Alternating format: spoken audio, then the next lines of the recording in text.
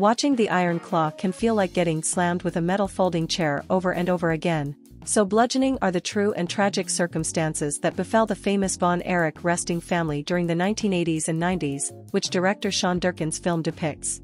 Starting about halfway through the movie that stars Zac Efron in prime meathead mode, a shaken man sitting next to me in the theater repeatedly whispered "what the F" about 50 times. That is one wise 3-word review. Because that's what holds back Durkin's generally well-made film, just how punishing putting this ugly history up on screen can be and how ultimately little payoff there is in doing so. At first, the 4 Von Erich brothers, there were actually 5, but one was cut from the story for time, have a sweet "thank God I'm a country boy" bond as portrayed by a somewhat unlikely ensemble of actors. Efron makes natural sense as Kevin, the most enthusiastic fighter of the pack who nevertheless can't wrestle much approval from his hard-nosed father/manager Fritz, Holt McCallany. But the other performers, who are certainly expanding their horizons, find a comfortable place in the ring also.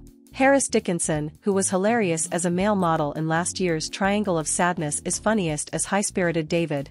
Jeremy Allen White of Hulu's The Bear is almost Olympian Carrie. And Stanley Simons plays innocent musician Mike, who we're meant to worry about.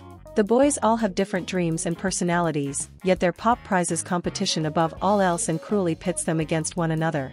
We all know Carrie's my favorite, Fritz, played like your least favorite gym teacher by McCallany, tells the family, including Mom Doris, Maura Tierney. Then Kevin, then David, then Mike. But the rankings can always change. The macho pressure to be the NWA World Heavyweight Champion in the world of fake wrestling and the unshakable desire to please their lousy father forces each of them into the family business, whether they truly want to or not, with horrific consequences. They call the string of terrible events the Von Erich curse, when the real cause of the men's trauma is obvious to anybody.